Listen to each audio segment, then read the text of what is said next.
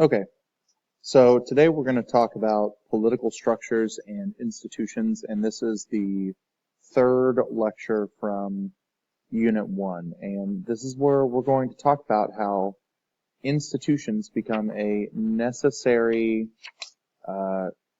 unit that we should understand of how it impacts how a government operates, how international institutions could potentially affect the sovereignty or sovereign decision-making authority of governments, or how regimes could be impacted in their structure based on ties that they would like to create to different types of international, supranational organizations. So the first kind of institution I want to talk about, or a level of government, is talking about supranational organizations. And these are organizations that nations have the ability to join, and nations cede some of their sovereignty to participate or become a member of these organizations.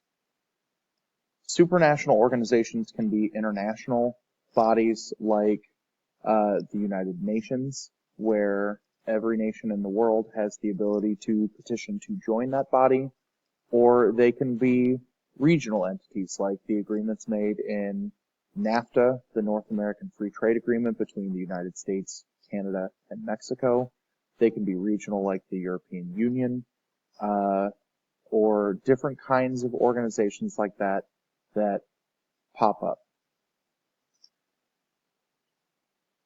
The goal of these organizations is to have states pool their sovereignty to gain some sort of clout, be it political, economic, or social clout. So when you think about NAFTA as a supranational organization, the United States, Canada, and Mexico were willing to change some of their tariff laws, their production laws, environmental laws, immigration laws, to allow for greater inflow of capital and goods between the three nations who are party to that agreement. The European Union is an organization that functions like this to create some elements of similar policies throughout the EU member bodies. You can see that members of the European Union who also converted from their domestic currency to use exclusively the euro cede some economic sovereignty to the body in the name of bettering the region as a whole. We can make the argument that these kinds of organizations are growing because of globalization, the integration of social, environmental, economic, or cultural activities of nations, and it happens because of increased international contacts. We live in an ever-growing, interdependent world, and we will talk about globalization a lot more in depth throughout this unit. But because of this increased interdependence throughout the world, we are forming necessary agreements. Think of the negotiations over the TPP, or the Trans-Pacific Partnership, between the United States and a lot of nations throughout the Asia-Pacific to create beneficial trade laws and practices that strengthen the economy of all of those nations. And supranational organizations can pop up to compete with one another. For example, since China was excluded from talks on the TTP or TPP, they've created their own regional economic a series of treaties that leads to a functional supranational organization, the RCEP, to try and strengthen their economic ties in the region.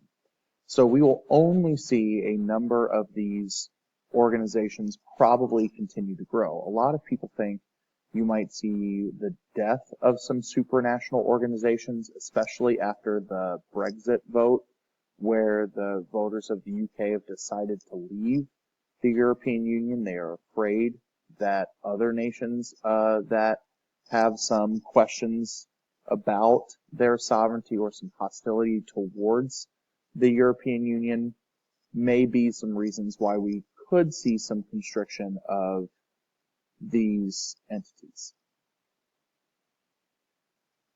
The next thing that we can talk about beyond supranational organizations is how governments may be organized within the borders of different states, countries, however you would like to label them. These are all terms that we kind of talked about during the federalism lecture in AP US government. So if you're familiar with these terms, then all of this should be second nature to you. The first system that we can talk about is a unitary system of government, and this is when all policy-making power is concentrated in one geographic place, that there is one single central authority. There are the option for regional governments, for lower-level governments, and these are both created and destroyed at the whim of the central government, the unitary government. And they can eliminate them or create them whenever they want. The lower level governments are not constitutionally protected. When we look throughout the world, most nations utilize a form of a unitary system of government. There are 172 countries that utilize a unitary form. The competing model, if you don't have a unitary system, you probably have a federal system of government. And this is the constitutional division of power between a central government and subnational governments. So if you think of the United States, who has a federal system, the government in Washington, D.C., the national government, is the one that has a lot of the power, but it has the ability to delegate decision-making, some power, different types of authority to individual state governments. The difference between a federal and unitary system as well is that the national government can't dissolve the smaller governments. So individual state governments are protected, that the government in Washington, D.C. couldn't look at the government of Kansas, for example, and go, you suck, we're going to dissolve your government. The regional bodies can have significant powers, so all of the states in the U.S., for example, can set their own tax policy, they can pass their own laws, they can do the things that they need to do to keep order. Now, the central government has the ability to overrule some of these laws, to question some of these laws, but the state governments or the subnational governments have the kind of first crack at doing these. 21 countries in the world today use some form of a federal system. The third model is a confederal model, and it's the exact opposite of a unitary system. So in a confederate model, instead of the central government having all of the power and the authority, it's the subnational government. So it's the states, it's the local governments, it's the lower modes of control have the most power. They then get to determine what kind of power the national body has, or the big government has. And the trick with a confederate system is that very few confederate systems tend to remain powerful, because if a subnational government or a small government, a state government, is upset with a decision made by the larger body, then they can opt out of that decision. And the best example of a confederal model that exists is not at the state or nation level. It's looking at a supranational organization like the European Union.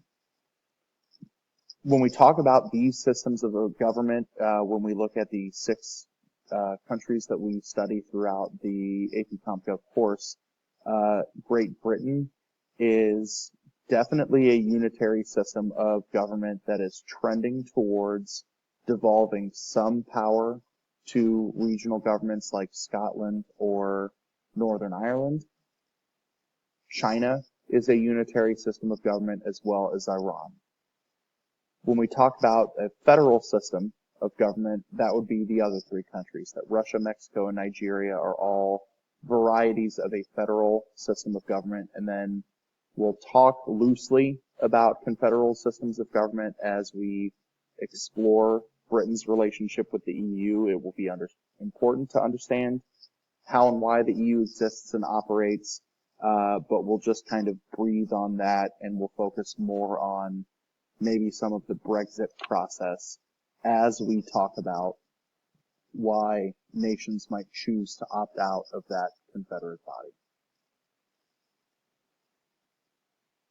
We're going to stop the video here, and I want you to think about the following two questions in your notes. And once you have answers to these two questions, either from things I've talked about, things I've asked you to read, things that you are, going to look at, I want you to see if you can identify the advantages of a federal system. Why might a federal system of government be more advantageous than a unitary system of government?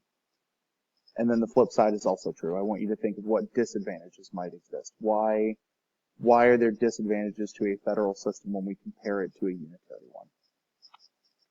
Once you have your two answers to these questions, feel free to pick up with the next video clip where I'll kind of talk you through what I think are advantageous and disadvantageous about these two systems.